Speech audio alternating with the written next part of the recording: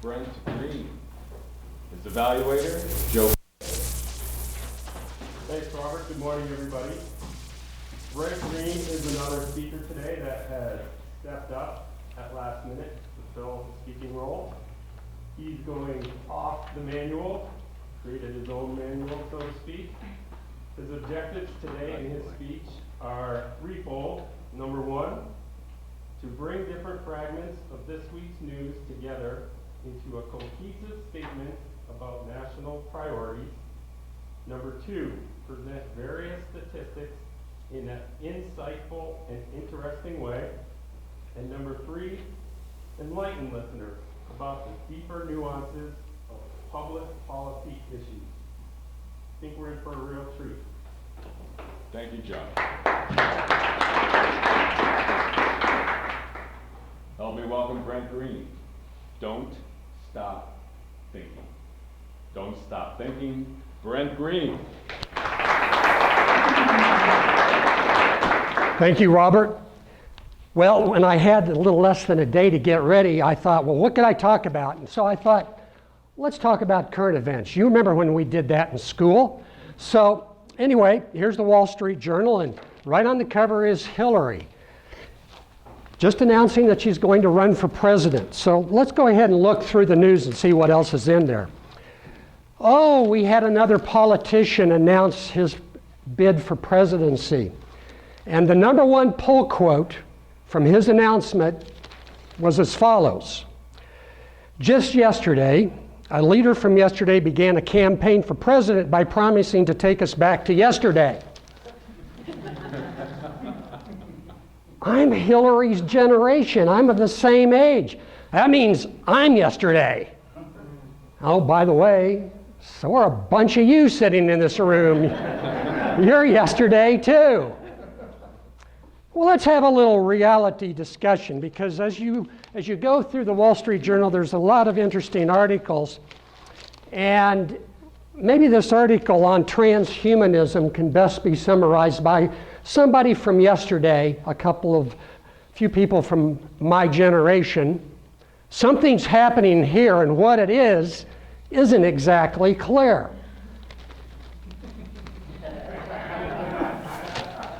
Western countries and most Eastern countries are getting older faster than in all of history.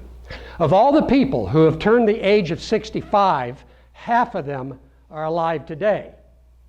Now keep in mind, of the 7 billion people who are alive today, 100 billion people have lived and died in the last 55,000 years. So to say that half of all people 65 are alive today is incredible.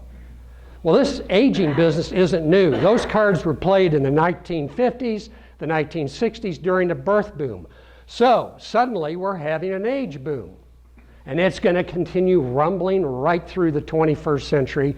You members of Generation X and you millennials are in line. We're going to keep aging. But something else is happening that's quite unique. We are living in an era of transformational technologies accelerating at an exponential pace.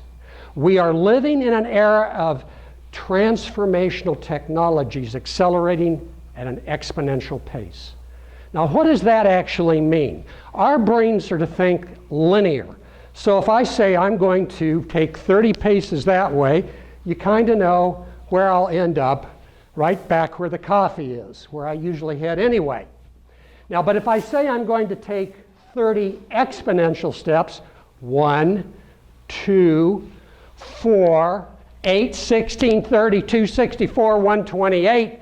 When I get to my 30th step, I will have circumnavigated the globe 26 times, equivalent to 1 billion linear steps. Now that's what's happening to our technologies right now. Genetic, robotic, information, nanotechnologies are accelerating that fast, changing everything in our lives. Let me give you an example. You all have one of those examples with you today. In 1976, Seymour Cray sold a Cray 1A supercomputer to NCAR, the National Center for Atmospheric Research, for $38 billion in today's dollars. 38 million in today's dollars. Did anybody pay 38 million for their cell phone? Now, look at this little wonder that we carry. Its graphics processor is 1,000 times faster than the Cray supercomputer.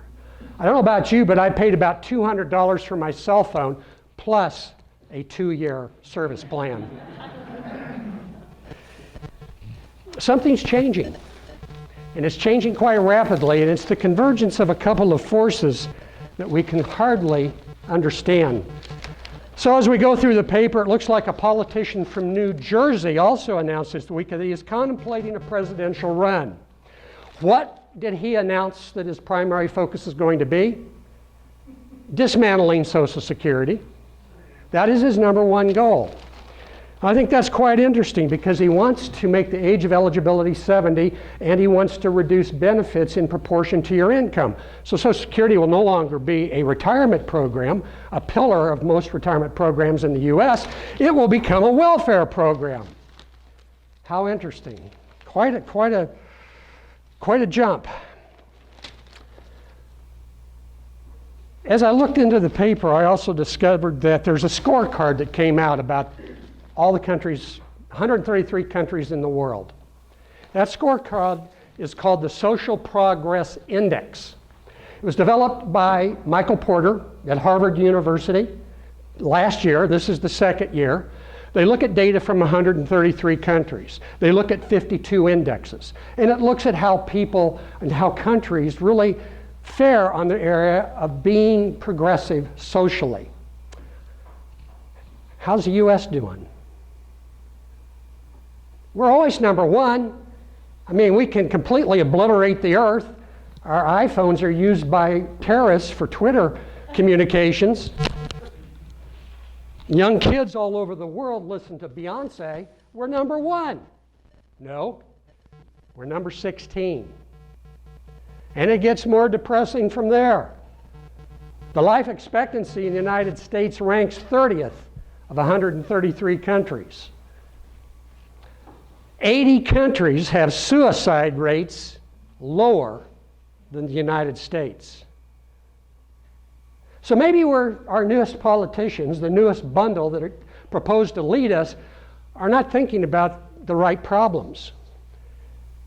Maybe they should be focusing, for example, on our economic development. Maybe what we need is a moonshot, like John F. Kennedy.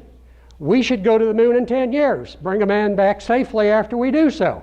Maybe we should be the number one country in the world in 10 years, in 2025, in genetics, robotics, and information technologies. GRIN technologies.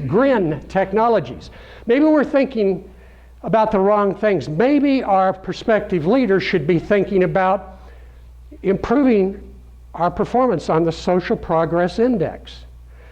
Maybe they wouldn't want to decouple a program, one of which has been the most successful in the history of this country, a pillar for most retirement programs, and not turn it into welfare.